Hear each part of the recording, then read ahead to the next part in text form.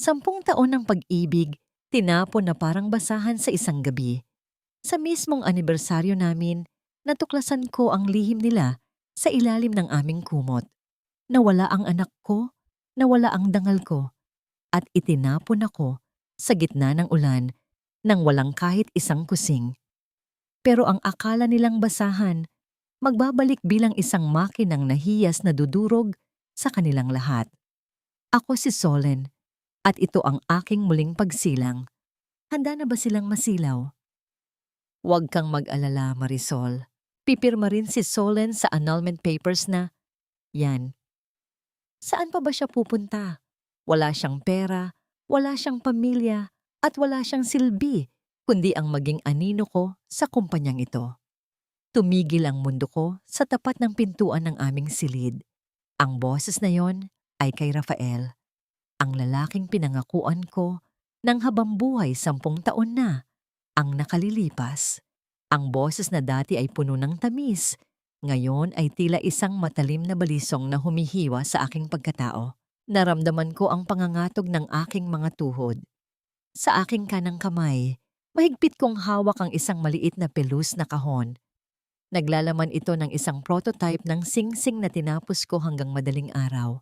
Ang huling disenyo na magliligtas sa aming kumpanya mula sa pagkalugi. Ang aking mga daliri ay puno ng maliliit na sugat at paso mula sa paghihinang ng ginto, mga sugat na tiniis ko para sa kanyang tagumpay, para sa aming dalawa. Ngunit ang kasunod na marinig ko ay ang malanding tawa ni Marisol, ang babaeng itinuring kong kapatid. Sabi ko naman sa'yo, Rafael, masyado mo siyang biniyayaan. Look at her hands, puro kalyo. Masyado na siyang losyang para maging asawa ng isang CEO ng Luna Jewels. She looks more like a maid than a wife. Dahan-dahan, bumagsak ang kahon ng singsing sa makapal na alpombra ng pasilyo. Walang tunog ang pagbagsak nito, gaya ng tahimik na pagkadurog ng aking puso sa loob ng aking dibdib. Ang hanging pilit kong nilalanghap ay tila naging lason na nagpapakirot sa aking baga. Hindi ako makahinga. Ang bawat tibok ng aking puso ay parang martilyong pumupukpok sa isang basag na kristal. Pilit kong itinulak ang pinto. Ang eksenang tumambad sa akin ay mas masakit pa sa anumang salitang narinig ko. Si Marisol, suot ang aking mamahaling sutlang pantulog, ay nakasandal sa dibdib ni Rafael habang pinaglalaruan ang buhok nito. Walang gulat. Walang pagsisisi sa boses ni Rafael nang makita niya ako. Tumingin siya sa akin nang may halong pandidiri. Tila ba isa akong dumi sa kanyang mamahaling sapatos. Mabuti at nandyan ka na. Para hindi na tayo magsayang ng laway, tapusin na natin ito. Rafael, bakit? Ang tanging salitang lumabas sa aking nanginginig na labi. 10 taon, Rafael. Ibinigay ko ang lahat. Ang talino ko, ang kabataan ko, ang bawat patak ng pawis ko para itayo ang kumpanyang ito mula sa wala. Ito ba ang kapalit? Humakbang palapit si Marisol. Ang kanyang mukha ay puno ng mapang-uyam ng ngiti. Hindi mo ba naintindihan, Solen? You were just a tool. Isang kasangkapan para umangat si Rafael. Ngayong sikat na ang Luna Jewels, hindi na namin kailangan ng isang probinsyanang tulad mo na amoy pagawaan ng alahas. Sa gitna ng komprontasyon, biglang bumukas ang pinto sa likuran ko. Pumasok si Doña Aurora, ang aking biyenan, na may dalang baston. Tumingin siya sa akin mula ulo hanggang paa.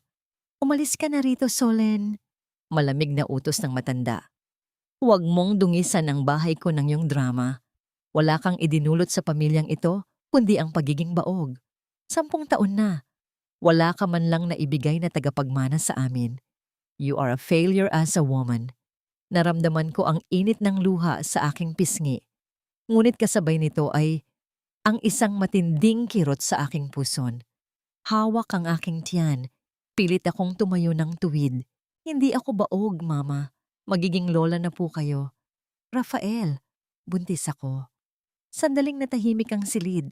Akala ko, makikita ko ang kahit kaunting liwanag ng saya sa mga mata ni Rafael. Ngunit ang sumunod niyang ginawa ay ang tuluyang pumatay sa aking kaluluwa. Humalakhak siya ng mapait. Buntis? Sa tingin mo ba maniniwala ako? Gagamitin mo pa ang isang hindi totoong bata para lang hindi ako hiwalayan? Gaano ka ba kadesperada, Solen? Hindi ako nagsisinungaling. Sigaw ko, kasabay ng muling pagkirot ng aking tiyan. Lalapit sana ako sa kanya upang ipakita ang resulta ng pagsusuri, ngunit hinarangan ako ni Marisol. Isang malakas na tulak ang ginawa niya sa aking balikat. Nawalan ako ng balanse. Ang aking mga paa ay sumabit sa gilid ng mesa at sa isang iglap, bumagsak ako sa matigas na sahig. Naramdaman ko ang isang matalim na sakit na gumuhit mula sa aking baywang pababa. Isang mainit na likido ang dahan-dahang dumaloy sa pagitan ng aking mga binti. Unti-unting binabahiran ng pula ang puting marmol ng sahig. Ang sahig ko, sigaw ni Doña Aurora. Hindi ang aking kalagayan ang pinansin, kundi ang dumi sa kanyang bahay. Tingnan mo ang ginawa mo, Solen. Napakawalang hiya mo talaga. Tumingin ako kay Rafael, nagsusumamo sa pamamagitan ng aking mga mata. Rafael, ang anak natin, tulungan mo ako. Ngunit tumalikod siya. Hindi niya man lang ako tinignan habang namimilipit ako sa sakit. Palayasin niyo na yan. Marisol, tawagan mo ang security. Ayaw ko siyang makita rito pagbalik ko. Hinila ako ng mga security guard palabas ng mansyon, parang isang basurang itinapon sa kalsada. Kasabay ng aking pagbagsak sa semento sa labas ng gate ay ang pagbuhos ng malakas na ulan. Tila nakikiramay ang langit sa aking kalagayan.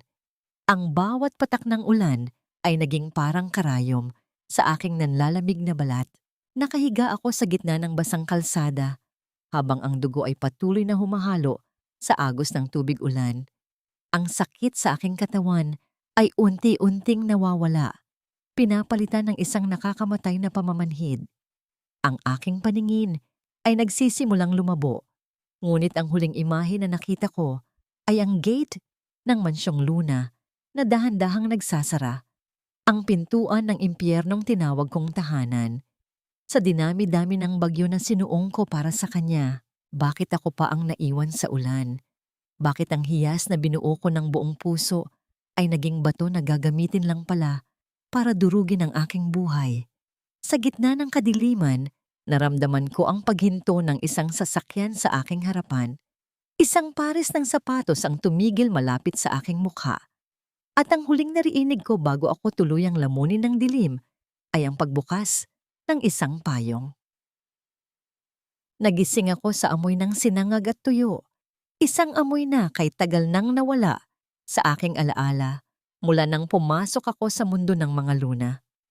Dahan-dahan kong iminulat ang aking mga mata, ngunit ang bawat pagkurap ay nagdadala ng matinding bigat. Hindi ko maramdaman ang aking katawan. Ang tanging nararamdaman ko ay ang lamig na tila nanunuot sa aking mga buto.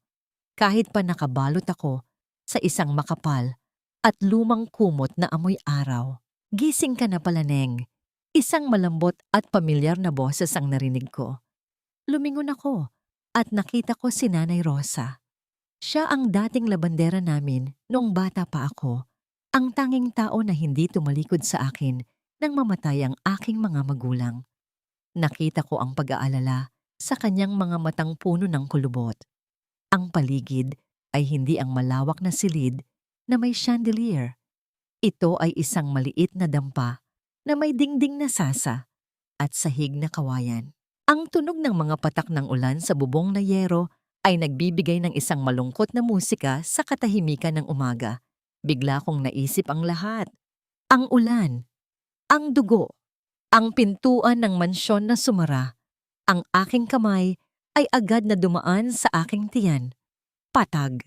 Wala na ang maliit na umbok na dati ay nagbibigay sa akin ng pag-asa. Wala na ang pintig ng buhay na pinangarap kong maging kakampi sa mundong ito. Isang hikbi ang kumawala sa aking lalamunan. Isang tunog na puno ng pait at pangungulila. Nanay Rosa, ang anak ko. wala na ang anak ko. Lumapit siya sa akin at niyakap ako ng mahigpit. Ramdam ko ang gaspang ng kanyang mga palad. Ang mga palad na nagtrabaho ng husto para mabuhay. Ngunit ang init nito, ang tanging nagpapakita sa akin na buhay pa ako. Hashneng, nandito na ang nanay. Ligtas ka na. Pasensya ka na. At dito lang kita nadala. Natagpuan kita sa gilid ng kalsada. Halos wala ka ng hininga. Bakit hinayaan nilang mangyari ito? Bulong ko sa gitna ng aking mga luha. Ibinigay ko ang lahat, nanay. Bakit kailangang pati ang anak ko ay kunin nila? Huwag mong sisihin ang sarili mo, Solen. Ang mga taong walang puso ang may kasalanan. Wika ni Nanay Rosa habang pinupunasan ng aking noo. Nabalitaan ko sa palengke kanina. Naglabas ng pahayag ang pamilya Luna.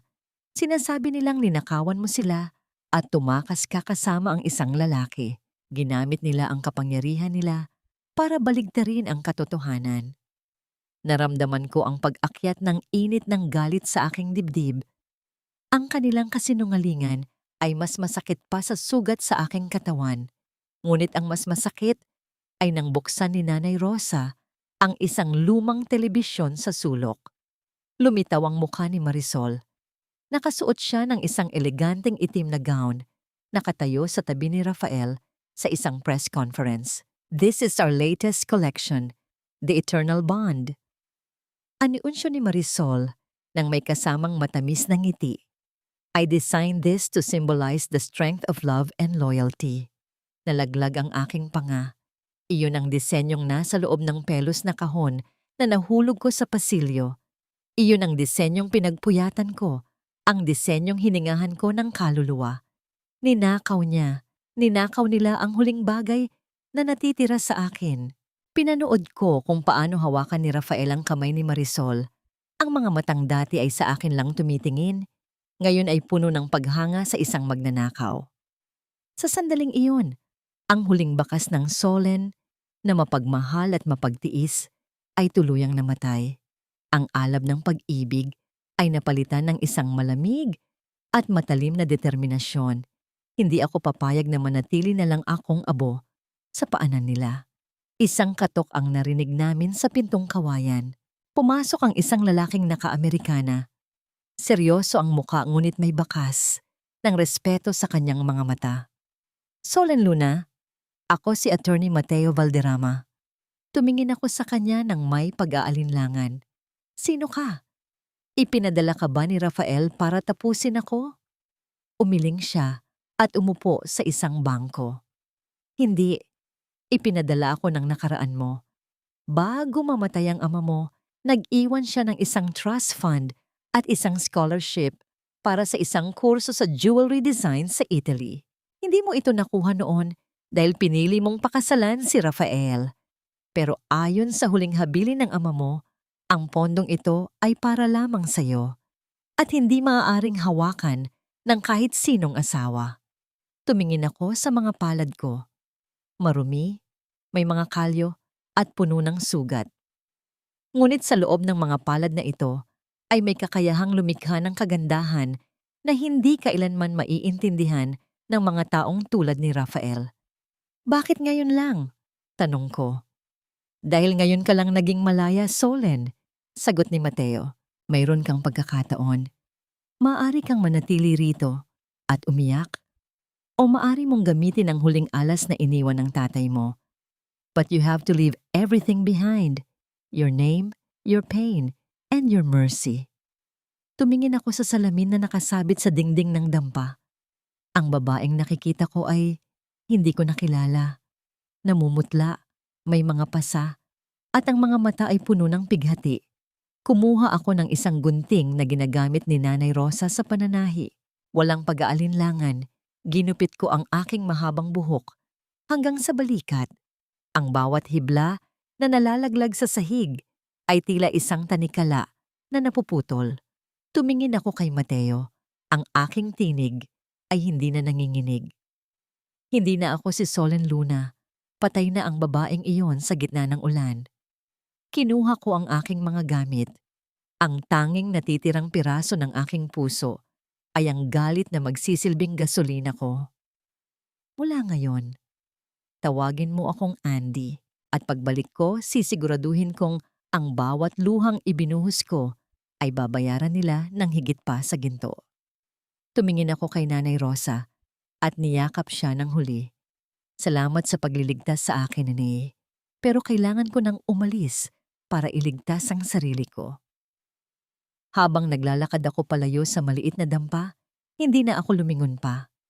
Ang langit ay nagsisimulang lumiwanag, ngunit sa loob ko, ang gabi ay nagsisimula pa lamang. Isang gabi na magtatapos lamang kapag ang lahat ng aking ninakaw ay naibalik na sa aking mga kamay. Ang lamig ng hangin sa Florence, Italy, ay tila mga kutsilyong humahalik sa aking balat. Ngunit mas gusto ko ito kaysa sa nakakasuffocate na init ng mansyon sa Manila. Sa loob ng maliit kong studio, ang tanging maririnig ay ang gasgas ng aking lapis sa papel at ang mahinang kulo ng tsaa sa gilid. Dito, sa gitna ng mga kemikal na panglinis ng ginto at mga sketch na nakakalat sa sahig, unti-unti kong binuo ang bawat piraso ng aking nadurog na pagkatao. Hindi naging madali. May mga gabi na nagigising ako habang hinahabol ang aking hininga. Tila nararamdaman pa rin ang bigat ng kamay ni Marisol sa aking balikat at ang lamig ng sahig kung saan nawala ang aking anak. Ngunit sa tuwing darating ang hapdi, hinahawakan ko ang aking lapis ng mas mahigpit. Ang bawat luhang pumapatak sa aking mga disenyo ay nagiging inspirasyon para sa mga hugis na hindi pa nakikita ng mundo. Ang aking sakit ay naging sining. Ang aking galit ay naging ginto. Andy, you need to rest. 3 gabi ka na namang hindi natutulog. Puna ni Mateo nang bumisita siya isang hapon. Siya ang naging tulay ko sa mundong ito, ang tanging nakakaalam kung sino talaga ang babaeng nasa likod ng mga makinang na disenyo. Hindi napapagod ang pusong may gustong patunayan, Mateo. Sagot ko, habang hindi inaalis ang tingin sa aking ginagawa. Bawat ukit ko rito, bawat kurba ng metal, ay paalala sa akin na hindi nila ako kayang ibaon sa limot. Itinaas ko ang aking mga kamay sa tapat ng ilaw. Tinitigan ko ang mga maliliit na peklat, mga bakas ng paso at sugat mula sa pagtatrabaho sa Kyong sa Manila para sa Luna Jewels. Dati, ikinahiya ko ang mga ito. Dati, tinago ko ang mga ito dahil sabi ni Rafael ay nakakasira ito sa aking imahe bilang asawa niya. Ngunit ngayon, habang pinagmamasdan ko ang mga ito sa ilalim ng liwanag ng Italy, nakita ko ang tunay na ganda. Ang mga peklat na ito ay hindi simbolo ng aking pagiging alipin. Ang mga ito ay mga medalya ng aking kaligtasan. Bawat sugat ay patunay na lumaban ako at narito pa rin ako. Habang unti-unting nagliliwanag ang aking pangalan bilang si Andy sa Europa, ang balita mula sa Pilipinas ay kabaligtaran. Sa pamamagitan ng mga reports ni Mateo, nalaman ko ang uwenta-unting pagkabulok ng imperyong itinayo ko. Sa loob ng opisina ng Luna Jewels sa Makati, naging mainit ang tensyon. Marisol, anong klaseng disenyo ito? Bakit puro recycled ideas ang nakikita ko? Ang boses ni Rafael ay puno ng iritasyon habang tinitignan ang mga sketch ni Marisol. I'm doing my best, Rafael. Masyado lang sigurong mataas ang standards mo ngayon. Sagot ni Marisol na halatang nanginginig ang boses. Alam ko ang nararamdaman niya. Wala siyang talento. Ang tanging alam niya ay magnakaw. Ngunit ngayong wala na ako para pagnakawan, lumalabas ang kanyang kawalan ng kakayahan. Pumasok si Doña Aurora sa silid. Ang kanyang mukha ay tila lalong tumanda dahil sa kunot ng noo. Ang sabi mo ay ikaw ang utak sa likod ng tagumpay ni Solen noon, Marisol. Pero bakit ngayon? Bumabagsak ang stocks natin. You are useless. Isang palamuti lang na walang silbi sa negosyo. Mama, please, wag ngayon. Pagtatanggol ni Rafael. Pero kahit siya ay bakas ang pagkadismaya, Kailangan natin ng bagong dugo. Kailangan natin ng isang milagro para hindi tayo tuluyang malugi. Aning milagrong yon ay dumating sa anyo ng isang balita na gumulantang sa buong mundo ng sining. Sa prestihiyosong International Jewelry Excellence Awards sa Milan, isang mahiwagang designer na nagngangalang Andy ang nakakuha ng pinakamataas na parangal. Ang kanyang masterpiece, ang The Unbroken Heart, ay nagpakita ng isang krudo ngunit napakagandang hiyas na tila lumalabas mula sa isang madilim na bato. Isang mensahe ang lumitaw sa screen ng aking laptop kinagabihan. Mula ito sa Luna Jewels, isang formal na imbitasyon para sa isang collaboration. Gusto nilang kunin ang serbisyo ng sikat na si Andy para iligtas ang kanilang kumpanya mula sa bangkarote.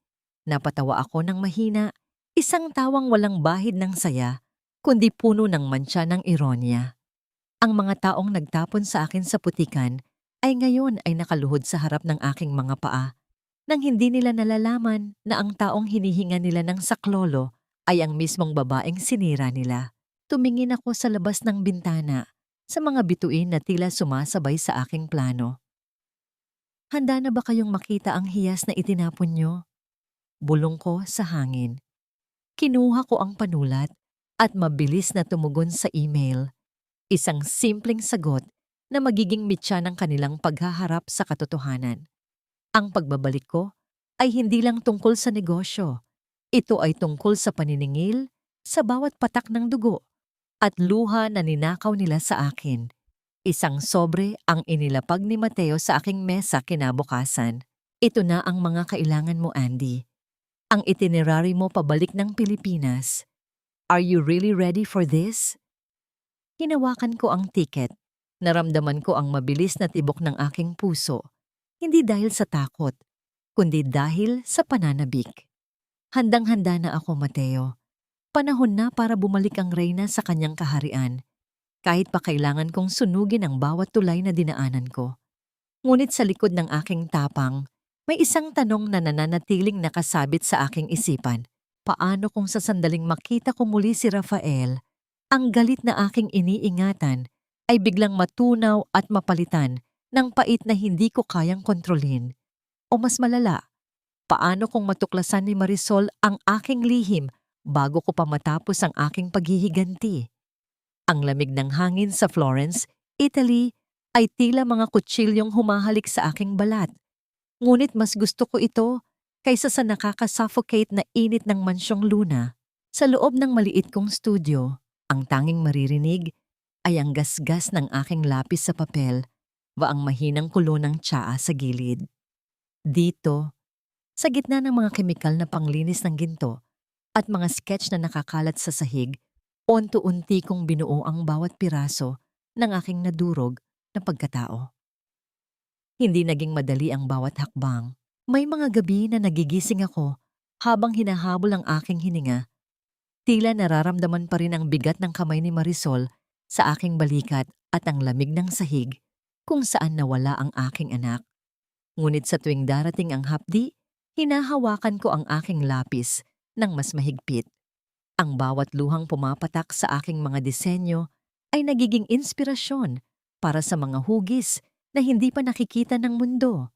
Ang aking sakit ay naging sining. Ang aking galit ay naging ginto. Andy, kailangan mong magpahinga. 3 gabi ka na namang hindi natutulog ng maayos. Puna ni Mateo nang bumisita siya isang hapon. Siya ang naging tulay ko sa mundong ito. Ang tanging nakakaalam kung sino talaga ang babaeng nasa likod ng mga makinang na disenyo na nagsisimulang pag-usapan sa Europa. Inangat ko ang aking tingin mula sa mikroskopyo. Hindi napapagod ang pusong may gustong patunayan, Mateo. Bawat ukit ko rito, bawat kurba ng metal ay paalala sa akin na hindi nila ako kayang ibaon sa limot. Itinaas ko ang aking mga kamay sa tapat ng ilaw.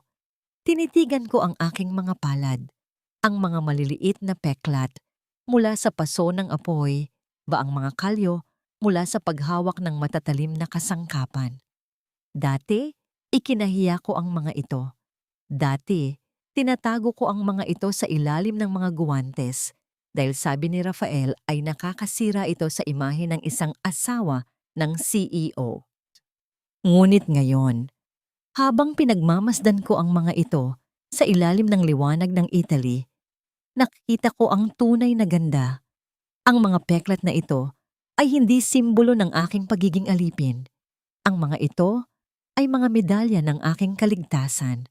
Bawat sugat ay patunay na lumaban ako at narito pa rin ako, mas matatag kaysa sa anumang brilyante. Habang unti-unting nagliliwanag ang aking pangalan bilang si Andy sa mga fashion magazine sa Milan, ang balita mula sa Pilipinas ay kabaligtaran. Sa pamamagitan ng mga report ni Mateo, nalaman ko ang unti-unting pagkabulok ng imperyong itinayo ko para kay Rafael. Sa loob ng opisina ng Luna Jewels sa Makati, naging mainit ang tensyon. Marisol, anong klaseng disenyo ito? Bakit puro recycled ideas ang nakikita ko? Our clients are complaining. Ang boses ni Rafael ay puno ng iritasyon habang tinitignan ang mga sketch na gawa ng kanyang bagong asawa. I'm doing my best, Rafael. Masyado lang sigurong mataas ang standards mo ngayon. Sagot ni Marisol na halatang nanginginig ang boses. Alam ko ang nararamdaman niya. Wala siyang tunay na talento. Ang tanging alam niya ay magnakaw ng ideya, ngunit ngayong wala na ako para pagnakawan, lumalabas ang kanyang kawalan ng kakayahan. Ang gintong hawak niya ay unti-unting nagiging tanso. Pumasok si Doña Aurora sa silid. Ang kanyang mukha ay tila lalong tumanda dahil sa kunot ng noo. Ang sabi mo noon ay ikaw ang utak sa likod ng tagumpay ni Solen, Marisol. Pero bakit ngayon? Bumabagsak ang stocks natin. You are useless. Isang palamuti lang na walang silbi sa negosyo.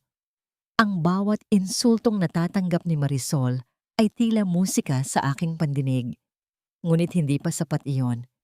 Ang milagrong hinihintay nila ay dumating sa anyo ng isang balita na gumulantang sa buong mundo ng alahas. Sa prestihiyosong International Jewelry Excellence Awards, ang aking masterpiece na Ang Luha ng Phoenix ay nakakuha ng grand prize. Ang disenyong yon ay sumasalamin sa aking pagbangon mula sa abo ng aking nakaraan.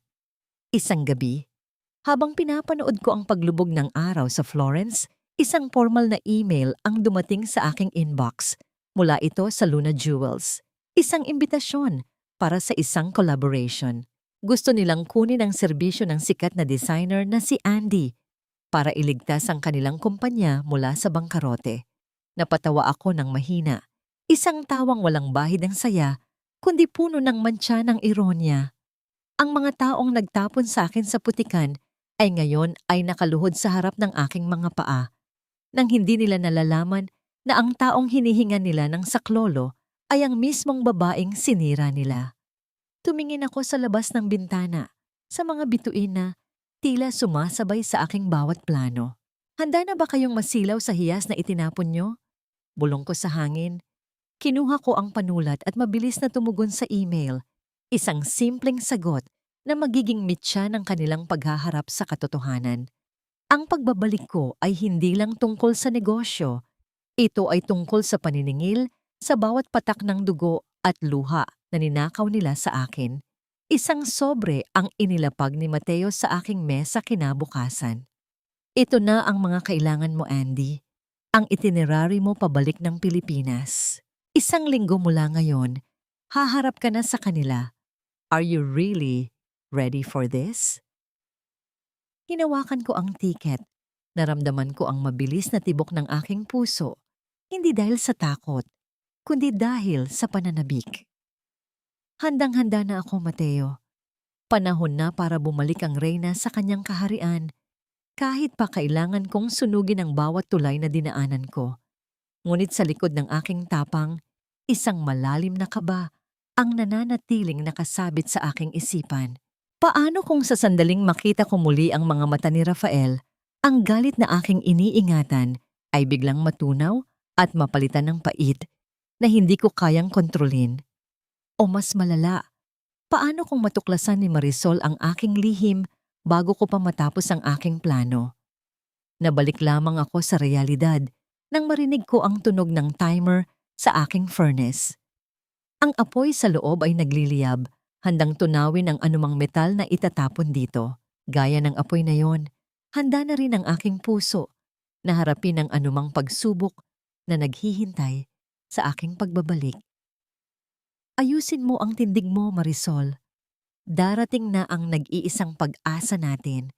Kapag hindi natin siya napauo, tapos na ang Luna Jewels. Isantabi mo muna ang insecurity mo kahit ngayong araw lang. Napatigil ako sa tapat ng pintuan ng boardroom nang marinig ko ang boses ni Rafael mula sa loob. Marana kong huminga ng malalim, hinahayaan ang bango ng aking mamahaling pabango na bumalot sa aking pagkatao. Isang halimuyak na malayo sa amoy ng sabon at pawis na dati ay tanging bitbit ko. Hinaplos ko ang suot kong itim na blazer, tinitiyak na walang kahit isang gusot. 2 taon na ang nakalilipas, kinaladkad ako palabas ng gusaling ito na parang isang basang aso. Ngayon, ang bawat empleyado na madaanan ko ay yumuyukod at hindi makatingin ng diretso sa aking mga mata. Ang bawat hakbang ng aking suot na takong sa makintab na sahig ay lumilikha ng isang ritmo ng awtoridad. Isang tunog na dati ay nagpapakaba sa akin, ngunit ngayon ay nagbibigay sa akin ng lakas. Itinulak ng aking assistant ang pinto. Pumasok ako ng may taas noong tindig. Ang aking mga mata ay nakatago sa likod ng itim na designer sunglasses. Agad na tumayo si Rafael. Ang kanyang mga mata ay nanlaki.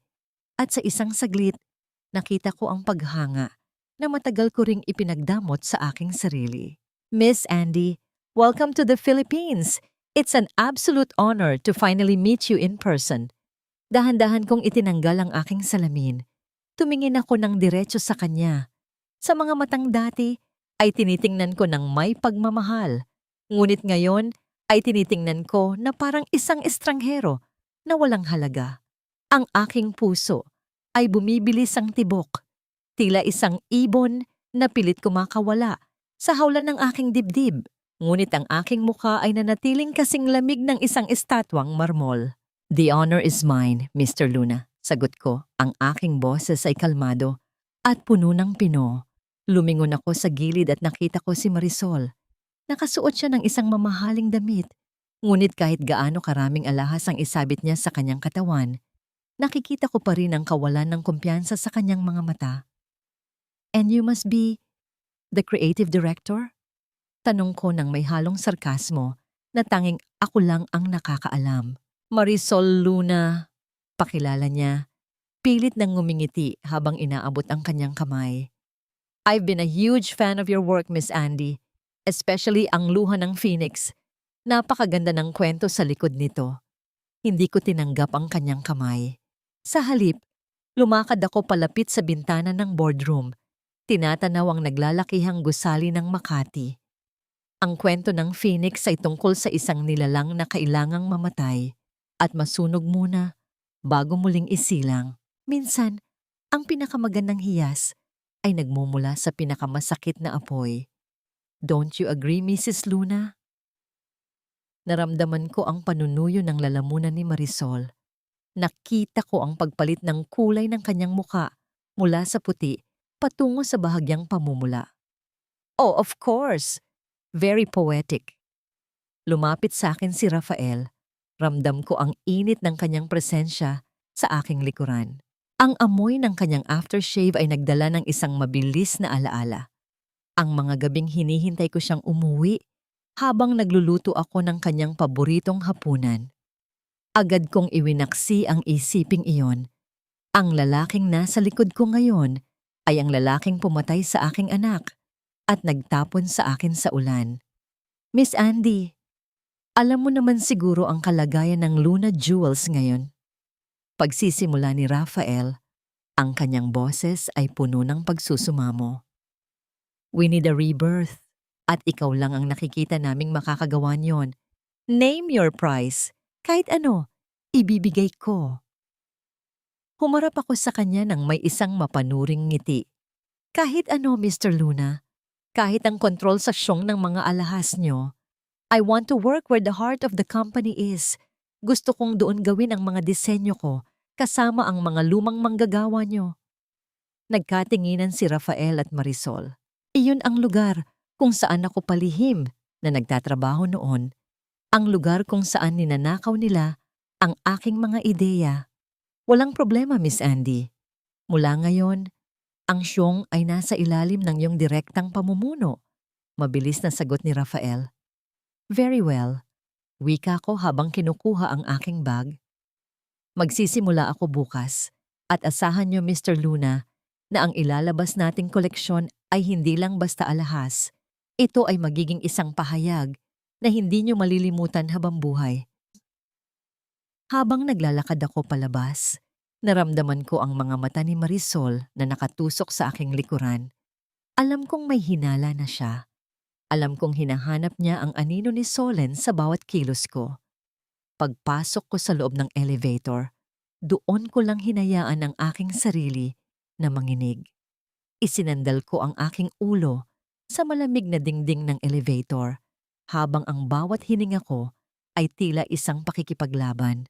Nakita ko na sila. Nahawakan ko na ang kamay ng kamatayan at hindi sila nakahalata. Ito na ang simula ng katapusan nyo. Kaya nyo bang tignan ang mga mata ng multong kayo mismo ang pumatay? O baka naman, mas masakit malaman na ang tanging magliligtas sa inyo ay ang taong pinakakinasusuklaman nyo. Nabalik lamang ang aking diwa nang tumunog ang pagbukas ng pinto ng elevator sa lobby. Ngunit bago pa ako makalabas, isang pamilyar na boses ang tumawag sa aking pangalan mula sa likuran. Solen, napatigil ang tibok ng puso ko. Hindi iyon boses ni Rafael. Hindi rin iyon boses ni Marisol. Isang boses iyon mula sa nakaraan na hindi ko inaasahang maririnig sa unang araw ng aking pagbabalik. Solen, tila tumigil ang pag-ikot ng mundo sa loob ng lobby ng Luna Jewels. Nanigas ang aking buong katawan. Ang aking mga daliri ay mahigpit na nakakapit sa hawakan ng aking bag. Ang boses na yon, puno ng pagtataka at bahagyang pag-asa, ay hindi kay Rafael. Lumingon ako ng dahan-dahan. Pinapanatili ang aking maskara ng kawalang bahala. Sa gilid ng malaking kolum ng lobby, nakatayo si Mang Carding. Ang kanyang mga balikat ay mas lalong nakakuba kaysa noong huling makita ko siya. At ang kanyang mga mata ay naniningkit sa likod ng makapal na salamin. Siya ang pinakamatandang platero sa Shirong. Ang taong palihim na nag-aabot sa akin ng tinapay noong mga gabing hindi ako pinapakain ni Doña Aurora dahil hindi ko natapos ang mga disenyo ni Rafael. Solen, ikaw ba yan, Neng? Bulong niya habang lumalapit. Ang kanyang mga kamay na puno ng itim na mantsa mula sa paggawa ng alahas ay nanginginig. Naramdaman ko ang isang matalim na kirot sa aking lalamunan. Gusto ko siyang yakapin. Gusto kong sabihin sa kanya na buhay ako, na nakaligtas ako. Pero nakita ko sa gilid ng aking paningin ang mga CCTV camera at ang mga tsismisang empleyado sa reception desk. Isang maling galaw lang at guguho ang lahat ng pinaghirapan ko sa Italy. Pasensya na, Lolo. Baka nagkakamali kayo ng kinakausap. Sagot ko sa wikang Ingles. Ang aking tono ay formal at walang emosyon. I am Andy. I'm the consultant from Europe. Nakita ko ang pagkadismaya sa mukha ni Mang Carding. Pasensya na po, ma'am. Kamukhang-kamukha niyo po kasi ang paborito kong alagad. Pero patay na raw siya, sabi ni Sir Rafael. Ang bawat salita niya ay tila isang mantsa ng asidong pumatak sa aking puso. Patay na raw ako. Iyon ang kwentong ipinapakalat ni Rafael upang malinis ang kanyang konsensya. Tinalikuran ko si Mang Carding at mabilis na lumabas patungo sa aking naghihintay na sasakyan. Hindi ko na nilingon ang matanda. Kahit alam kong ang bawat hakbang ko palayo ay tila muling pagtatraidor sa nag-iisang taong naging mabuti sa akin sa impyernong iyon. Nabalik lamang ang aking diwa nang tumunog ang aking telepono sa loob ng sasakyan. Isang mensahe mula kay Rafael. Miss Andy, I'd like to personally welcome you back to the country. Dinner tonight? 7:00 ng gabi at Letoile. I won't take no for an answer. Isang mapait na ngiti ang sumilay sa aking mga labi. Letoile, iyon ang pinakamahal na restaurant sa syudad. Naalala ko ang gabi ng aming ika-5 anibersaryo. Nagmakaawa ako sa kanya na kumain kami doon, kahit isang beses lang. Pero ang sagot niya ay isang malamig na tingin. Huwag kang ilusyonada, Solen. Ang isang katulad mo na amoy pawis mula sa ksyong ay hindi na babagay sa ganyang lugar. Nakakahiya ka lang doon. Ngayon, siya na ang nagsusumamo. Siya na ang nag-aanyaya sa akin sa lugar na dati ay itinuring niyang masyadong mataas para sa akin.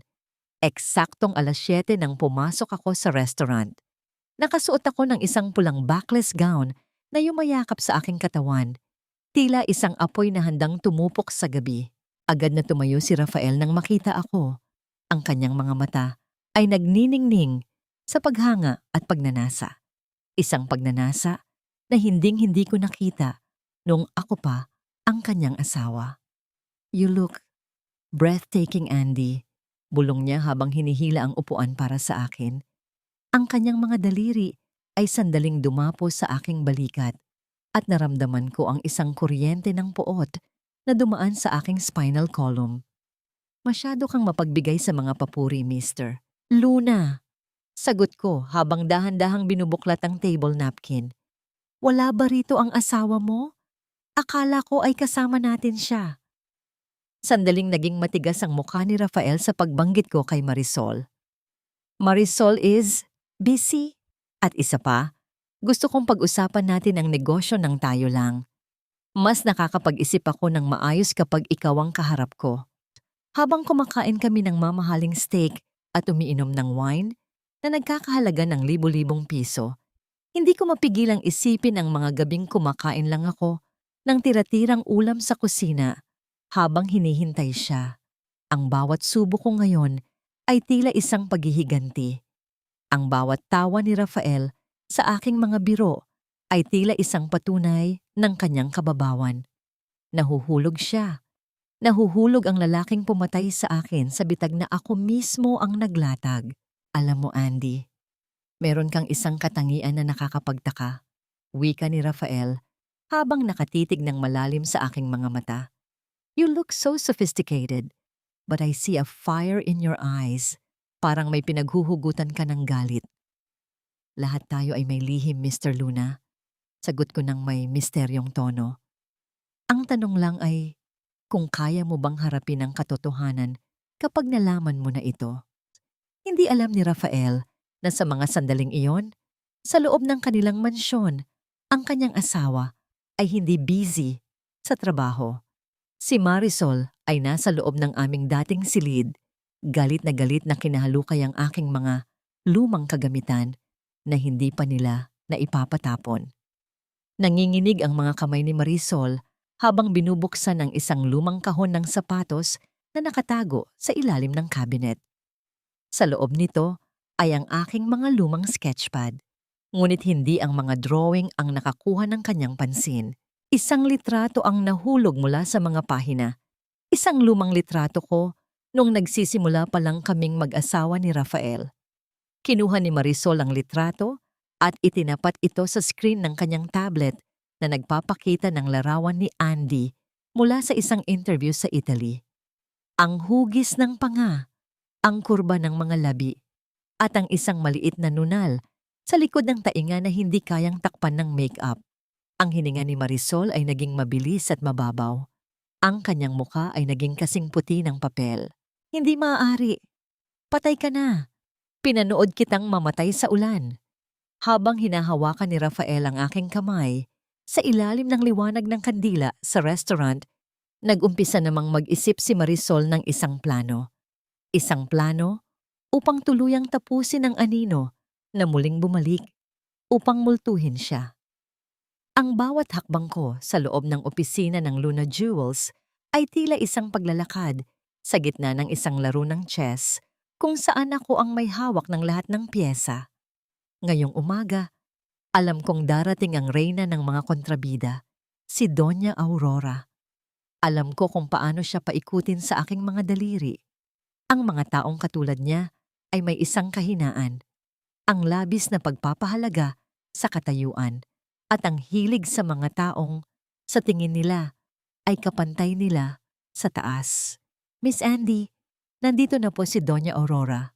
Gusto niya raw kayong makausap tungkol sa disenyo para sa kanyang nalalapit na birthday gala. Bulong ng sekretary sa pinto. Papasukin mo siya. Sagot ko habang hindi inaalis ang tingin sa isang piraso ng sapphire. Pumasok ang matanda na tila isang emperatrice na may daladalang bagyo. Kasunod niya si Marisol na halatang puyat at hindi mapakali. Ang mga mata ni Marisol ay panakaw na tumitingin sa akin. Tila naghahanap ng kumpirmasyon sa kanyang mga hinala kagabi. So, ikaw pala ang sikat na designer na sinasabi ng anak ko. Bungad ni Doña Aurora habang nauupo sa tapat ko. Sana ay mas mahusay ka kaysa sa mga huling kumuha sa posisyong ito. Puro basura ang ibinibigay nila sa akin. Isang matamis at pinunang ngiti ang ibinigay ko sa kanya. Doña Aurora, narinig ko ang tungkol sa iyong napakagandang koleksyon ng mga antigo. Isang karangalan na makatrabaho ang isang taong may ganitong klaseng sopistikadong panlasa.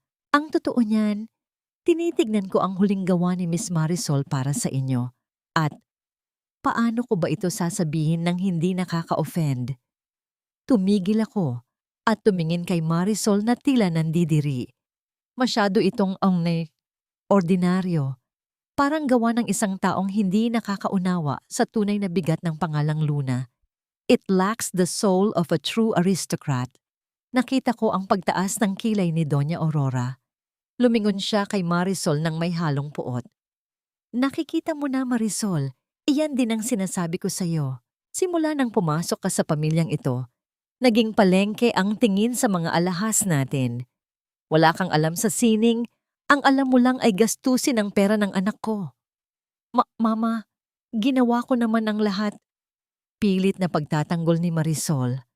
Ang kanyang boses ay nagbabanta ng maiyak sa hiya. Huwag mo akong matawag-tawag na mama. Sigaw ng matanda. Ang kanyang boses ay umalingaw-ngaw sa buong silid, dahilan para mapatingin ang ilang empleyado sa labas ng salamin. Isa ka lang namang pabigat. Kung alam ko lang na ganito kakawalang kwenta, sana ay hinayaan ko na lang si Solen dito. Kahit papaano, ang babaeng iyon ay may pakinabang sa kumpanya. Hindi katulad mo na parang linta na sumisipsip lang sa amin. Ang bawat salita ni Doña Aurora ay tila isang malakas na sampal sa pagkatao ni Marisol. Nakita ko ang panginginig ng kanyang mga balikat.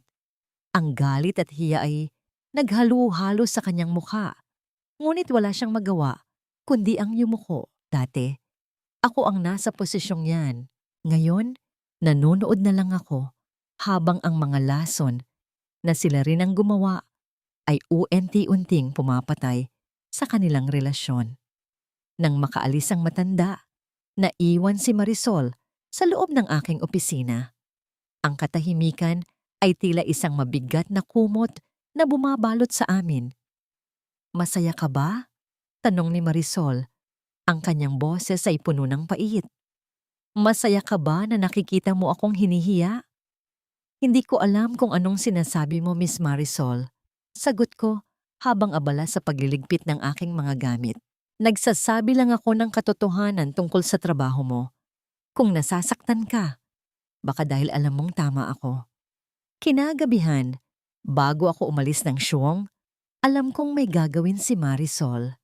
Iniwan ko ang aking pinakabagong prototype ng ang luha ng Phoenix sa ibabaw ng mesa. Ngunit bago yon, naglagay ako ng isang maliit na kamera na nakatago sa likod ng isang lumang orasan sa dingding. Mula sa screen ng aking tablet sa loob ng sasakyan, pinanood ko ang pagpasok ni Marisol sa madilim na suwong.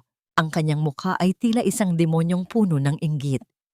Kumuha siya ng isang bote ng asido at dahan-dahang lumapit sa aking masterpiece.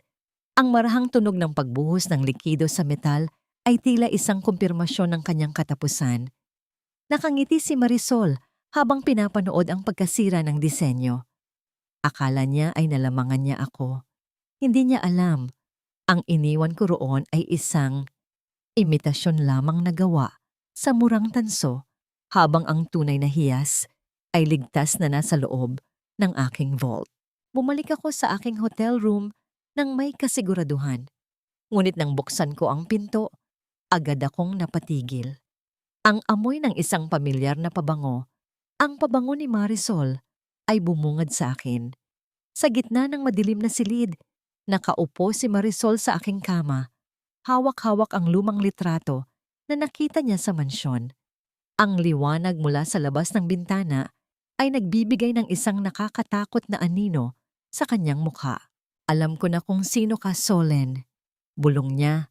Ang kanyang tinig ay malamig at puno ng banta. Akala mo ba ay maloloko mo ako sa likod ng mamahaling damit at pangalang Andy? Patay ka na dapat. Bakit ka pa bumalik? Hindi ako natakot. Dahan-dahan kong isinarado ang pinto at inon ng ilaw. Tumingin ako sa kanya ng diretso. Ang aking mga mata ay walang bakas ng gulat. Ang mga multo ay hindi bumabalik para lang manakot. Marisol, sagot ko. Ang boses ko ay kasing talim ng isang bagong hasang patalim. Bumabalik kami para maningil. At ngayong gabi, mag-uumpisa na ang pagbayad nyo ng utang. Akala mo ba matatakasan mo ang nakaraan, Solen? Kahit anong retoke ng mukha o pagpapakitang tao sa Europe, kilala ko ang bawat dumi sa kuko mo. Hindi ka si Andy. Isa kang patay na dapat ay hindi na naghukay ng sariling libingan. Ang boses ni Marisol ay nanginginig sa galit habang iwinawagayway niya ang lumang litrato sa tapat ng mukha ko. Ang dilim ng silid ay tila nagpapatala sa kislap ng kanyang mga matang puno ng takot na pilit itinatago sa likod ng pananakot.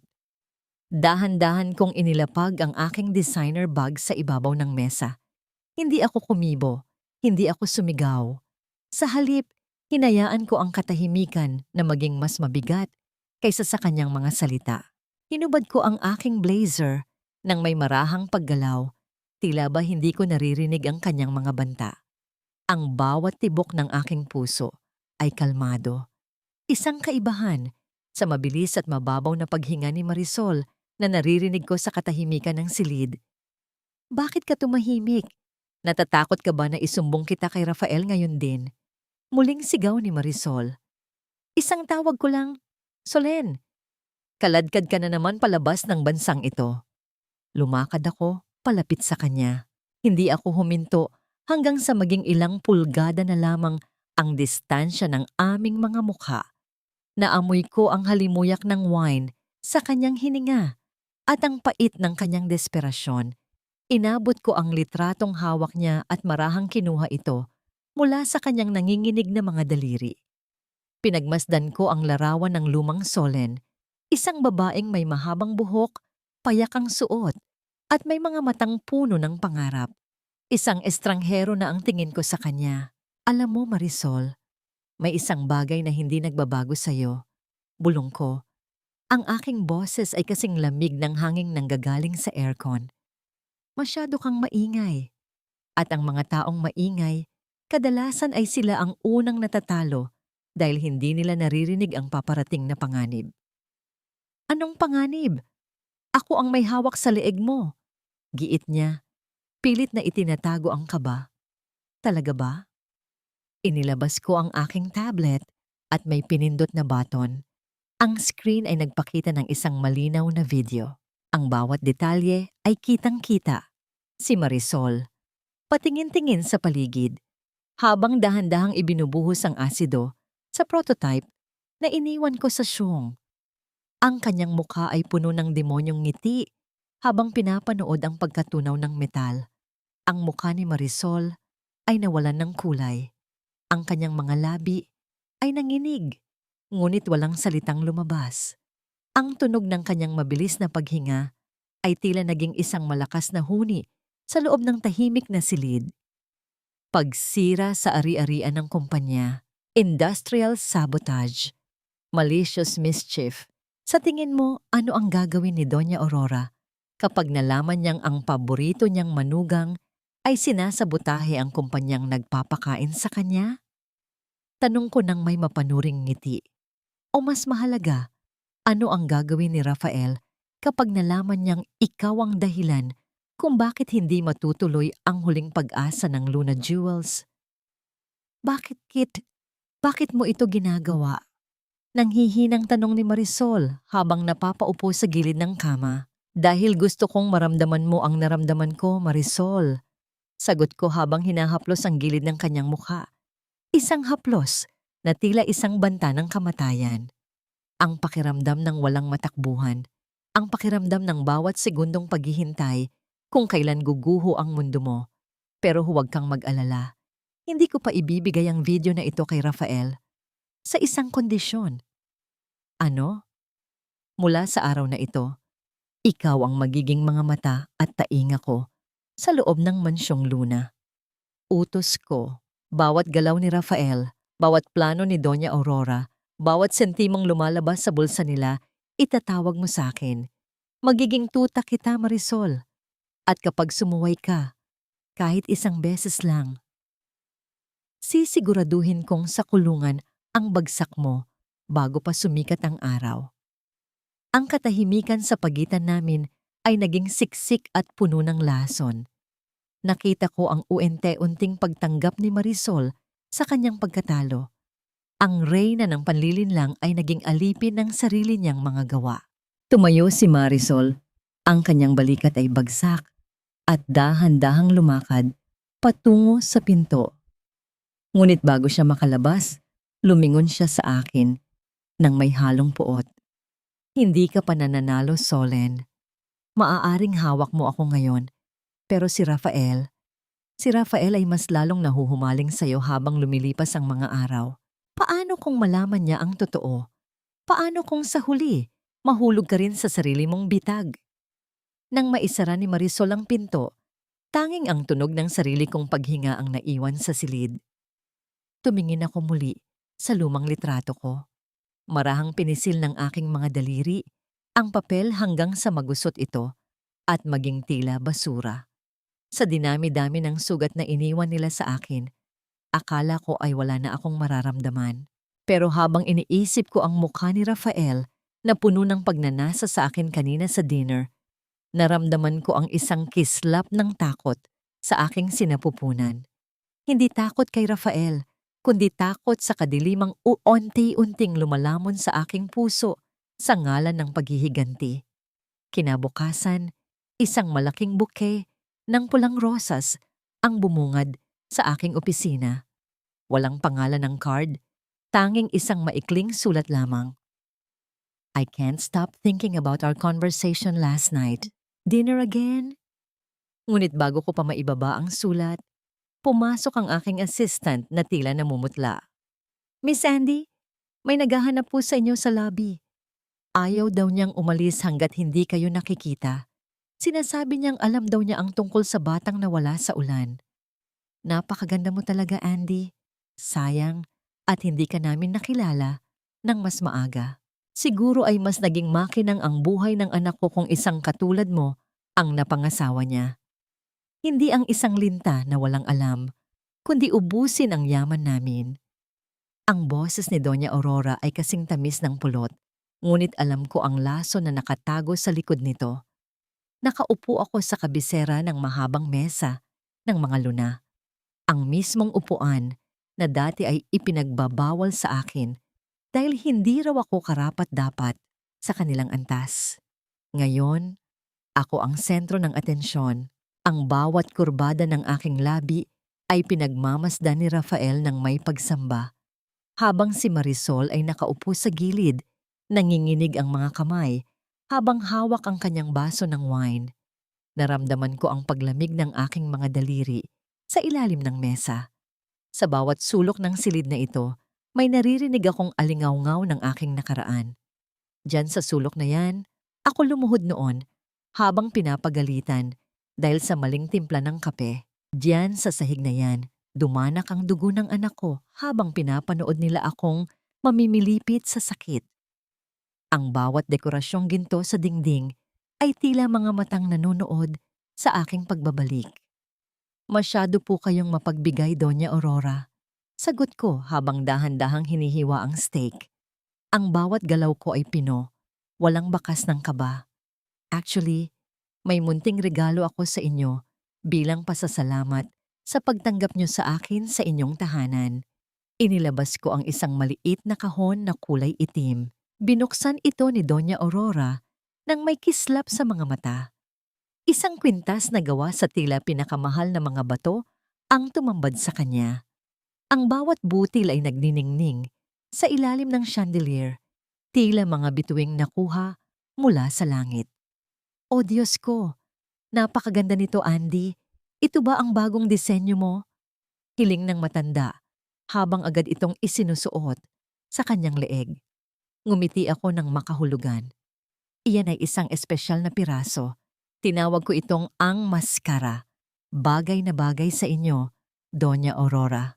It reflects the light so perfectly, just like how you present yourself to the world. Hindi alam ng matanda na ang kwintas na yon ay gawa sa dekalidad na kristal at sintetikong bato. Isang pekeng alahas para sa isang pekeng tao.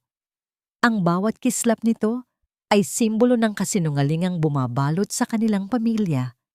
Rafael, tignan mo ang asawa mo. Wika ko habang bumabaling kay Marisol. Parang hindi siya mapakali. May sakit ba siya? O baka naman may itinatago siya sa atin? Lumingon si Rafael kay Marisol nang may halong iritasyon. Marisol, ayusin mo ang mukha mo. Nakahiya ka kay Miss Andy. Kanina ka pa parang nakakita ng multo. Rafael, hindi lang ako masarap ang pakiramdam. Nauutal na sagot ni Marisol. Ang kanyang mga mata ay pabalik-balik sa akin at sa video na alam niyang hawak ko. Speaking of secrets, dagdag ko pa habang dahan-dahang umiinom ng wine. May napansin ako sa accounts ng Xiong habang tinitignan ko ang mga budget para sa bagong koleksyon. Parang may malaking halaga ng pera ang nawawala sa huling 3 buwan. At base sa records, ang pirma ni Miss Marisol ang huling nakalagay sa mga transfer documents. Biglang tumahimik ang buong silid. Tanging ang tunog ng pagbagsak ng kutsara ni Marisol sa plato ang umalingaw-ngaw. Ang mukha ni Rafael ay naging kasing talim ng isang patalim habang nakatitig sa kanyang asawa. Ang kumpanya ay nasa bingit ng bangkarote at ang balita ng nakaw na pera ay tila isang apoy na sumunog sa kanyang natitirang pasensya. Totoo ba ito, Marisol? Tanong ni Rafael. Ang boses niya ay mababa, ngunit puno ng panganib. Hindi, Rafael. Nagsisinungaling siya. Pakana niya lang ito. Sigaw ni Marisol, ngunit ang kanyang panginginig ay sapat na para maging kumpirmasyon sa isipan ni Rafael. May mga dokumento ako rito, Rafael. Wika ko ng may malungkot na boses, pilit na nagpapakita ng pag-aalala. Ayaw ko sanang makialam sa inyong mag-asawa. Pero bilang consultant, tungkulin kong protektahan ang interes ng kumpanya. Tumayo si Rafael nang may bilis na hindi inaasahan ng lahat. Nilapitan niya si Marisol at hinablot ang braso nito. Isang malakas na tunog ng palad ang tumama sa pisngi ni Marisol, dahilan para mapalingon ang kanyang ulo at bahagyang tumalsik ang kanyang buhok. Ang matinding sampal na yon ay nag-iwan ng pulang bakas sa kanyang maputing balat. Walang hiya ka. Habang nagkakandara pa akong iligtas ang kumpanyang ito, ninanakawan mo pala kami. Sigaw ni Rafael. Ang bawat salita niya ay puno ng puot. Ang parehong puot na ibinigay niya sa akin 2 taon na ang nakalilipas. Napaupo si Marisol sa sahig, umiiyak habang hawak ang kanyang pisngi. Tumingin siya sa akin, nagmamakaawa ngunit tanging isang malamig na titig ang ibinigay ko sa kanya. Rafael, tama na yan.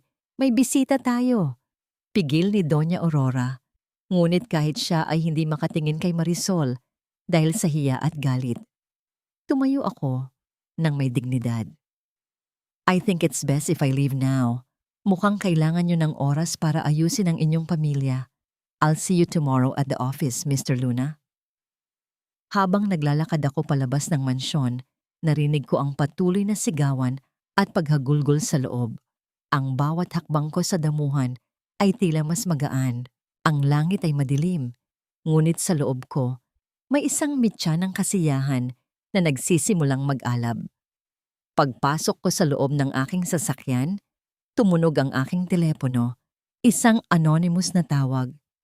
Alam ko ang ginagawa mo, Andy. Ang boses ay boses ng isang lalaki, malalim at puno ng otoridad.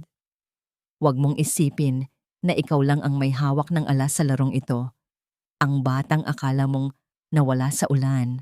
Paano kung sabihin ko sa iyong humihinga pa rin siya? Nabitawan ko ang aking telepono sa sahig ng sasakyan. Ang aking hininga ay tumigil at ang buong mundo ko ay tila muling gumuho sa isang segundo. Buhay ang anak ko? Mateo, sabihin mo sa akin na hindi ito isang panaginip. Sabihin mo sa akin na hindi lang ito laro ng mga luna para sirain ang isip ko. Nanginginig ang aking buong katawan habang nakasandal sa malamig na katad na upuan ng aking sasakyan. Ang teleponong nalaglag sa sahig ay tila isang sumasabog na bomba na nag-iwan ng nakakabinging katahimikan sa loob ng sasakyan. Ang bawat hininga ko ay tila may kasamang bubog na sumusugat sa aking lalamunan. Ang mundong binuo ko sa loob ng 2 taon, ang mundong puno ng bakal at ginto, ay tila biglang naging marupok na papel. Humarap sa akin si Mateo.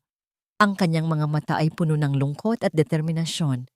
Andy, nakita ko na ang mga records sa ospital na pinagdalhan sa iyo noon. Hindi namatay ang bata sa sinapupunan mo. Isang malusog na batang lalaki ang isinilang mo habang ikaw ay walang malay. Pero ayon sa mga nurse na kinausap ko, si Doña Aurora, siya ang nag-utos na ilayo ang bata at sabihin sa iyong pumanaw na ito. Ayaw niyang ang isang luna ay lumaking may nanay na itinuturing nilang basura. Isang hikbi ang kumawala sa aking dibdib, isang tunog ng purong pighati na tila galing sa kaibuturan ng aking kaluluwa. Ang bawat luhang pumatak sa aking pisngi ay tila kumukulong asido. Ninakaw nila ang lahat sa akin. Ang dangal ko, ang talino ko, at ngayon, pati ang karapatan kong maging ina. Ang puot na dati ay maliit na mitya lang ay naging isang dambuhalang apoy na handang lalamon sa buong angka ng mga luna. Saan nila dinala ang anak ko, Mateo? Tanong ko. Ang aking boses ay naging kasing talim ng isang bagong hasang patalim. Nasa isang pribadong farm sila sa Batangas, Andy. Binabantayan siya ng mga tauhan ni Doña Aurora. Pero huwag kang mag-alala, ligtas siya. At ngayong gabi, sa harap ng buong bansa, sisiguraduhin nating mababawi mo siya kasabay ng pagbagsak nila. Ginanap ang launching ng koleksyong Hiyas ng Laya sa isang marangyang hotel sa Makati. Ang bawat sulok ay puno ng mga sikat na tao, mga politiko at mga negosyante. Ang amoy ng mamahaling bulaklak at pabango ay bumabalot sa paligid, ngunit para sa akin, ang bawat halimuyak ay amoy ng paparating na kamatayan ng isang imperyo. Nakasuot ako ng isang itim na gown na tila gawa sa gabi mismo. Ang bawat brilyanteng nakakabit sa aking leeg ay nagniningning sa ilalim ng mga spotlight. Sa tabi ko, nakatayo si Rafael, suot ang kanyang pinaka-eleganteng suit.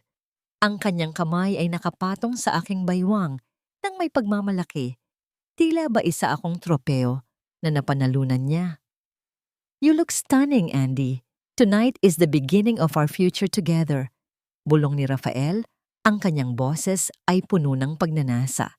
Ngumiti ako ng pino, isang ngiti na hindi umabot sa aking mga mata. You're right, Rafael. Tonight is a night that no one will ever forget.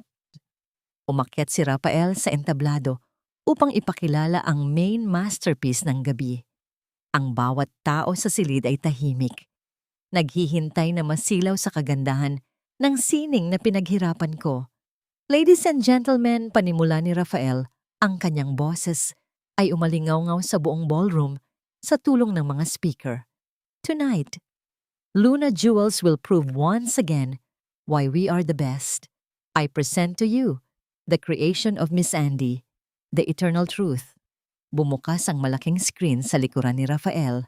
Ngunit sa halip na ang larawan ng alahas ang lumitaw, isang video ang nagsimulang tumakbo. Ang bawat tao sa silid ay napasinghap. Ang tunog ng mga bulungan ay tila isang mabilis na agos ng tubig na dahan-dahang naging isang malakas na ingay ng pagkagulat. Sa screen, kitang-kita ang footage mula sa Siong, si Marisol na ibinubuhos ang asido sa prototype. Sumunod ang isang audio recording ng pag-uusap ni na Rafael at Marisol noong gabi ng anibersaryo kung saan pinagpaplanuhan nila ang pagpapaalis sa akin at ang pagnanakaw sa aking mga disenyo. At ang pinakamasakit sa lahat, ang footage ng isang nurse na umiiyak habang inaamin ang pagkuha ni Doña Aurora sa aking anak. Anong ibig sabihin nito? Sigaw ni Doña Aurora mula sa kanyang upuan. Ang kanyang mukha ay naging kasing puti ng telon. Ang kanyang kamay ay mahigpit na nakakapit sa kanyang pekeng kwintas na tila ba ito ang magliligtas sa kanya. Ang ibig sabihin nito, Doña Aurora, ay tapos na ang inyong paghahari. Wika ko habang dahan-dahang umaakyat sa entablado. Kinuha ko ang mic mula sa nanginginig na kamay ni Rafael. Tumingin ako sa kanya ng diretsyo. Ang aking mga mata ay puno ng kapangyarihan na matagal kong itinago. Rafael, kilalanin mo ang babaeng itinapon mo sa ulan. Anunsyo ko. Ang bawat salita ko ay tila isang kulog na yumanig sa buong ballroom. Hindi ako si Andy. Ako si Solen Luna. Ang asawang ninakawan mo ng dangal at ang inang ninakawan nyo ng anak. At ngayong gabi, bawat sentimo na ninakaw nyo, bawat luhang idinulot nyo, ay babayaran nyo ng inyong kalayaan. Biglang bumukas ang malaking pinto ng ballroom. Pumasok ang isang pangkat ng mga pulis, kasama si Mateo na may hawak na warrant of arrest. Ang tunog ng mabibigat na hakbang ng kanilang mga sapatos sa carpeted floor ay tila isang countdown para sa pagbagsak ng mga Luna. Rafael Luna, you are under arrest for fraud, theft of intellectual property, and child kidnapping. Wika ng opisyal ng pulisya. Hinablot ni Rafael ang aking braso, ang kanyang mukha ay puno ng takot at galit. Solen, please, wag mong gawin ito. Mahal kita. Mag-uumpisa tayo muli. Tiningnan ko ang kanyang kamay sa aking balat nang may matinding pandidiri. Dahan-dahan ko itong tinanggal.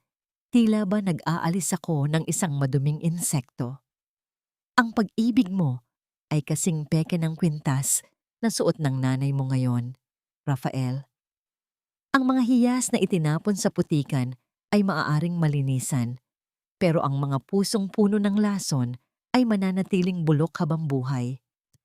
Habang pilit na kinakaladkad ng mga pulis si Rafael at si Marisol palabas ng ballroom, naramdaman ko ang pagluwag ng aking dibdib.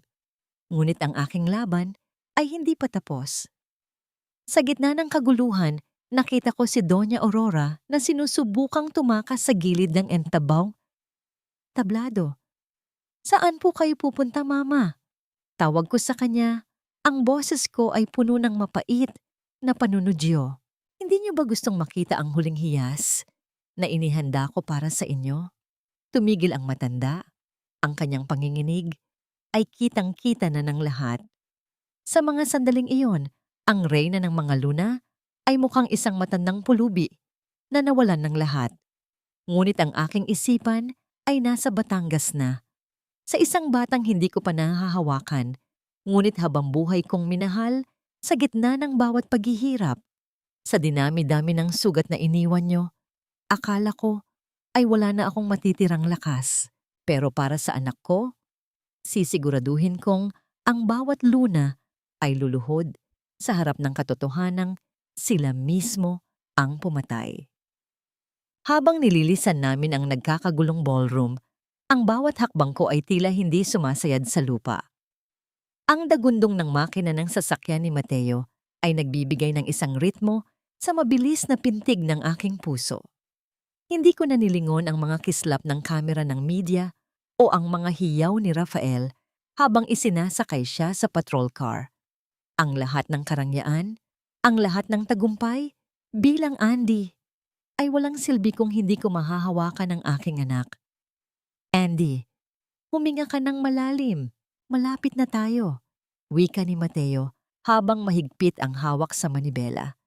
Ang liwanag ng mga poste sa kalsada ay mabilis na dumadaan sa kanyang mukha, tila mga guhit ng pag-asa sa gitna ng kadiliman. 2 taon, Mateo. 2 taon siyang kinuha sa akin. Paano kung hindi niya ako kilala? Paano kung takot siya sa akin? Ang boses ko ay nanginginig, puno ng mga tanong na tila mga tinik na nakabaon sa aking lalamunan. Ang bawat segundo ng biyahe patungong Batangas ay tila isang dekada ng paghihintay. Habang bumibiyahe kami, tumunog ang telepono ni Mateo. Ang balita mula sa presinto ay mabilis na kumakalat. Si Marisol ay tuluyan ng bumigay at inamin ang lahat ng sabuatan nila ni Rafael, mula sa pagnanakaw ng disenyo hanggang sa tangkang pagpatay sa akin sa pamamagitan ng pagpapabaya noong gabi ng ulan. Si Doña Aurora naman ay kasalukuyang nasa ospital dahil sa sobrang taas ng presyon, ngunit may mga pulis na nakabantay sa labas ng kanyang silid. Ang Imperyong Luna ay gumuho sa loob lamang ng isang gabi, tila isang kastilyong buhangin na tinangay ng malakas na alon.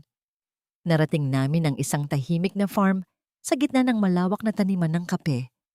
Ang amoy ng basang lupa at dahon ay sumalubong sa akin pagbaba ko ng sasakyan. Walang marangyang gate, walang mga gwardiyang may baril. Tanging isang maliit na bahay na bato na may ilaw sa beranda. Dahan-dahan kong itinulak ang pintuan. Ang tunog ng lumang kahoy na tila umiiyak sa katahimikan ay nagpatigil sa aking hininga. Sa loob, nakita ko ang isang matandang babae na nakaupo sa tumba-tumba at sa kanyang bisig ay may isang batang lalaki na mahimbing na natutulog. "Sino kayo?" tanong ng matanda. Ang boses ay puno ng kaba. Hindi ako nakasagot agad. Ang aking paningin ay lumabo dahil sa mga luhang hindi ko na mapigilan. Lumapit ako ng dahan-dahan, tila ba natatakot na baka maglaho ang imaheng nasa harap ko kapag gumawa ako ng malakas na ingay. Tinitigan ko ang bata, ang hugis ng kanyang ilong, ang kurbada ng kanyang mga labi, at ang maliliit na daliri na nakakuyom habang natutulog. Kamukhang kamukha siya ng aking ama. Ako ang kanyang ina. Bulong ko. Ang boses ko ay halos hindi marinig sa tindi ng emosyon. Naramdaman ko ang init ng palad ni Mateo sa aking balikat, nagbibigay ng lakas. Ang matanda, na tila naunawaan ang lahat base sa aking mga mata, ay dahan-dahang tumayo at iniabot sa akin ang bata. Nang maramdaman ko ang bigat ng kanyang maliit na katawan sa aking mga braso, doon ko naramdaman ang tunay na pagbabalik. Ang bawat sakit, ang bawat pait na naramdaman ko sa kamay ng mga luna ay tila unting natutunaw. Ang init ng kanyang hininga sa aking leeg ay ang pinakamahalagang hiyas na nahawakan ko sa buong buhay ko. Walang brilyante o ginto ang makakapantay sa halaga ng sandaling ito. Gab, tawag ko sa kanya, ang pangalang pinili ko sa aking mga panaginip noong nasa Italy ako. "Anak, nandito na si Mommy." Nagmulat ang bata ng kanyang mga mata. Tumingin siya sa akin ng may pagtataka. Ngunit sa halip na umiyak, iniabot niya ang kanyang maliit na kamay at hinawakan ang aking pisngi. Ang haplos na yon ay tila isang mahiwagang gamot na naghilom sa lahat ng sugat ng aking nakaraan. Ngunit ang katahimikan ng gabi ay muling nabulabog nang tumunog ang telepono ko. Isang tawag mula sa isang hindi kilalang numero. Ang boses sa kabilang linya ay puno ng desperasyon at galit. Si Rafael, gamit ang telepono ng kanyang abogado mula sa kulungan. "Solen, nakuha mo na ang gusto mo. Nakuha mo na ang bata. Pero huwag mong isipin na mananalo ka ng tuluyan. May mga dokumentong iniwan si Mama na magpapatunay na hindi ka karapat-dapat na maging legal na guardian. Hinding-hindi mo siya makukuha ng buo." Sigaw ni Rafael. Ang kanyang boses ay puno ng lason kahit sa gitna ng kanyang pagkatalo. Niyakap ko ng mas mahigpit ang aking anak. Tumingin ako kay Mateo na tumango sa akin bilang senyales Nahanda na ang aming mga kontradokumento. Hinarap ko ang telepono nang may isang malamig at matatag na tinig. Rafael, ang ginto ay sinusubok sa apoy, pero ang pag-ibig ng isang ina ay mas matatag kaysa sa anumang bakal. Ang bawat papel na sinasabi mo ay susunugin ko ng katotohanan. Mabulok ka sa kulungan kasama ang iyong kasakiman. Dahil mula sa araw na ito, ang pangalang Luna ay magiging simbolo na lamang ng isang madilim na kahapon. Ibinaba ko ang telepono at hindi na lumingon pa sa anino ng nakaraan. Sa labas, ang araw ay nagsisimula ng sumikat. Nagbibigay ng bagong liwanag sa aming buhay. Ngunit habang naglalakad kami patungo sa sasakyan, may napansin akong isang itim na van na nakaparada sa di kalayuan at ang isang pamilyar na anino ay dahan-dahang bumababa rito. Tumigil ang tibok ng aking puso nang makita ko ang figura na bumababa mula sa itim na sasakyan. Akala ko ay tapos na ang lahat sa ballroom ng Makati. Ngunit ang aninong ito ay tila isang laso na napilit kumakapit sa huling hibla ng aking katahimikan. Sa ilalim ng malamlam na liwanag ng bukang liwayway, dahan-dahang lumabas si Doña Aurora. Wala na ang kanyang marangyang ayos, ang kanyang buhok ay bahagyang gulo-gulo, at ang kanyang mukha ay kasing puti ng telon. Ngunit ang kanyang mga mata ay nananatiling puno ng mapanganib na puot. Ibigay mo sa akin ang bata, Solen. Ang boses niya ay nanginginig, hindi dahil sa takot, kundi dahil sa matinding galit na tila sumasakal sa kanyang lalamunan. Siya ay isang Luna. Hindi siya nababagay sa isang maruming lugar na tulad nito, kasama ang isang inang walang pinag-aralan at puno ng mantsa ng nakaraan. Naramdaman ko ang paghigpit ng hawak ko kay Gab. Ang init ng kanyang maliit na katawan sa aking dibdib ang nagbigay sa akin ng lakas na hindi ko akalaing taglay ko. Humakbang ako palabas ng beranda. Hinarap ang babaeng naging arkitekto ng aking impyerno sa loob ng 10 taon. Ang bawat hakbang ko sa damuhan ay tila isang pagtapak sa lahat ng takot na dati ay nagpapakuba sa akin. Ang bata ay may pangalan, Doña Aurora.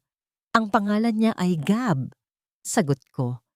Ang boses ko ay kalmado, ngunit may talim na kasing tulis ng brilyante. At ang tanging maruming bagay sa lugar na ito ay ang iyong presensya. Akala ko ba ay nasa ospital kayo? O baka naman, mas matimbang ang inyong kasakiman kaysa sa inyong sariling kalusugan. Huwag mo akong pagsalitaan ng ganyan. Sigaw ng matanda habang pilit na humahakbang palapit, ngunit agad siyang hinarangan ni Mateo. Ang matikas na tindig ni Mateo ay tila isang pader na hindi matitibag ng anumang bagyo ng mga Luna. Doña Aurora, lumalabag kayo sa batas. Babala ni Mateo, ang kanyang tinig ay puno ng otoridad. Ang bata ay binuo ng kasinungalingan ninyo. Ang pagdukot at pagtatago sa kanya ay sapat na upang mabulok kayo sa kulungan kasama ng inyong anak. Umalis na kayo bago ko patawagan ang mga pulis na nagbabantay sa inyo sa ospital. Tumawa ng mapait ang matanda. Isang tunog na tila pagkiskis ng kalawang sa bakal. Sa tingin niyo ba ay matatalo niyo ako? Ako ang may-ari ng Luna Jewels. Ako ang may hawak sa lahat ng koneksyon sa bansang ito. Solen, isipin mo ang kinabukasan ng batang iyan. Anong maibibigay mo sa kanya? Ang pagiging isang hamak na designer? Sa akin, magiging hari siya. Tinitigan ko siya ng may matinding awa. Isang awa na hindi para sa kanyang kalagayan, kundi para sa kanyang kaluluwang naging alipin na ng yaman. Dahan-dahan kong ibinaba si Gab kay Nanay Rosa na nasa likuran ko at humarap ako ng buo kay Doña Aurora. Ang ibibigay ko sa kanya, Doña Aurora, ay ang bagay na hinding-hindi niyo maibibigay. Ang katotohanan at ang tunay na pagmamahal. Wika ko, habang dahan-dahan kong tinatanggal ang mamahaling kwintas na suot ko, ang huling piraso ng aking pagbabalat kayo bilang si Andy. Ang yaman niyo ay binuo sa likod ng mga taong tinapakan niyo. Ang kumpanya nyo ay gumuho na dahil sa inyong sariling kabulukan. Wala na ang Luna Jewels. Wala na ang inyong kapangyarihan. Kinuha ko ang aking telepono at pinindot ang speaker. Ang boses ni Rafael mula sa presinto ay umalingaw-ngaw sa tahimik na farm. Mama, patawarin niyo ako. Inamin ko na ang lahat. Wala na tayong takas. Si Solen ang may hawak ng lahat ng ebidensya. Nabitawan ni Doña Aurora ang kanyang baston. Ang tunog ng pagbagsak nito sa lupa ay tila ang huling hudyat ng kanyang pagkatalo. Napaluhod ang matanda sa damuhan, ang kanyang mga balikat ay nagsimulang manginig sa hikbi ng isang taong nawalan ng lahat ng sandata. Sa mga sandaling iyon, hindi ko naramdaman ang saya ng paghihiganti. Ang tanging naramdaman ko ay ang kalayaan mula sa bigat ng puot na dinala ko sa loob ng 2 taon. Dalhin niyo na siya. Utos ni Mateo sa mga pulis na kanina pa pala nakatigil sa likod ng malalaking puno ng kape, naghihintay ng tamang pagkakataon. Habang isinasakay si Doña Aurora sa sasakyan ng mga pulis, lumingon siya sa akin sa huling pagkakataon. Walang salitang lumabas sa kanyang mga labi. Tanging ang takot sa kanyang mga mata na harapin ang isang buhay na walang pera at kapangyarihan. Pinanood ko ang paglayo ng kanilang sasakyan hanggang sa maglaho ang alikabok sa kalsada. Naramdaman ko ang marahang paghawak ni Mateo sa aking kamay. Tumingin ako sa kanya at sa unang pagkakataon, nakita ko ang aking sarili sa kanyang mga mata. Hindi bilang si Andy na puno ng galit, kundi bilang si Solen na handa ng maghilo. Tapos na ang baos, Solen, bulong niya. Hindi, Mateo. Sagot ko habang pinagmamasdan ang pagsikat ng araw na nagbibigay ng gintong kulay sa buong paligid. Ngayon pa lang nagsisimula ang tunay na umaga. Binalikan ko si Gab at binuhat siya muli. Ang bawat tibok ng kanyang puso ay tila isang awit ng tagumpay. Tumingin ako sa aking mga palad. Ang mga peklat at kalyo ay naroon pa rin, ngunit hindi na ito masakit tignan. Ang mga ito ang nagpapaalala sa akin na ang isang hiyas ay hindi lamang nabubuo sa ilalim ng lupa, kundi sa gitna ng bawat pagsubok na nagpatatag sa kanyang ningning. Ngunit habang kami ay papasok sa bahay, isang huling dokumento ang iniabot sa akin ni Mateo. Isang sulat mula sa korte na nagpapatunay na ang lahat ng ari-arian ng Luna Jewels na ninakaw sa akin ay formal na nang nakapangalan sa akin at sa aking anak. Ngunit may isang maliit na note sa loob ng envelope na hindi namin inaasahan. Isang huling mensahe mula kay Marisol bago siya tuluyang mawalan ng kontak sa labas ng mundo. Isang banayad na simoy ng hangin ang humahalik sa aking mga pisngi habang pinagmamasdan ko ang dahan-dahang paglubog ng araw sa pampang ng aming tahanan sa Batangas. Ang langit ay tila isang malawak na kambas na pinintahan ng kulay rosas, lila at ginto.